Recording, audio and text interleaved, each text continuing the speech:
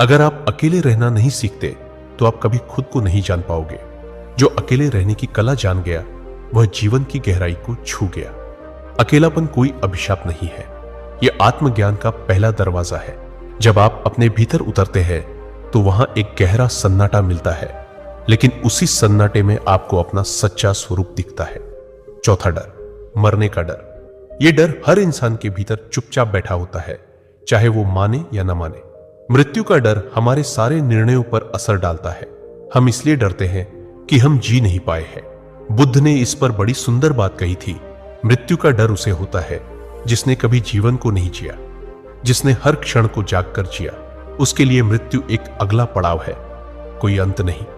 डर का इलाज जीना है, पूरे होश से, पूरे प्रेम से, पूरे सम्मान से अपने जीवन को जीना। हर दिन कुछ ऐसा करना जिससे आत्मा मुस्कुरा उठे।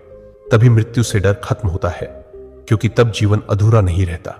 अब जब हम इन 4 डर को पहचान गए हैं, अस्वीकार का डर, भविष्य की चिंता, अकेलेपन का डर और मृत्यु का भय, तो बुद्ध की वो मूल सीख समझने का समय है जो इन सब का एक ही इलाज बताती है। यही बुद्ध कहते हैं, साक्षी बन जाओ। अपने मन को देखो और उसे पकड़ो मत। मन में कोई भी विचार आए, डर हो, चिंता हो, दुख हो, उसे सिर्फ देखो। भागो मत, लड़ो मत, उसे होने दो और तुम सिर्फ देखो। जैसे कोई नदी बह रही हो, तुम किनारे पर खड़े होकर देख रहे हो। धीरे धीरे वो विचार कमजोर पड़ जाएगा और फिर वो चला जाएगा। बस यहीं से मुक्ति की शुरुआत होती है। अब अगले हिस्से में हम जानेंगे वो ध्यान की विधि जो खुद बुद्ध ने दी थी, जिससे हजारों लोगों ने डर, चिंता और घबराहट को हमेशा के लिए खत्म कर दिया।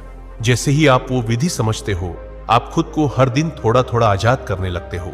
बुद्ध ने जो ध्यान सिखाया उसका नाम है विपश्यना। ये कोई जादू नहीं, बल्कि एक सीधी, सरल और वैज्ञानिक विधि है जो आपके मन के गहरे तल तक जाती है। विपश्यना का अर्थ है जैसा है वैसा देखना, यानी न कोई भावना जुड़नी है, न कोई डर, न कोई आशा, न कोई घृणा। आपको सिर्फ खुद को देखना है, अपने शरीर की हर हलचल, अपने मन की हर तरंग, अपने विचारों की हर दिशा। कैसे करें विपश्यना? एक शांत जगह पर बैठिए, आंखें बंद कर लीजिए।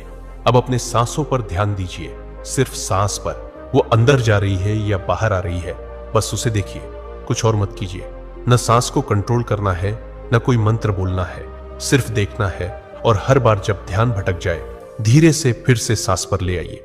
शुरुआत में मुश्किल लगेगा, मन बहुत भागेगा, पर बुद्ध कहते हैं मन को साधना जंगल के हाथी को साधने जैसा है।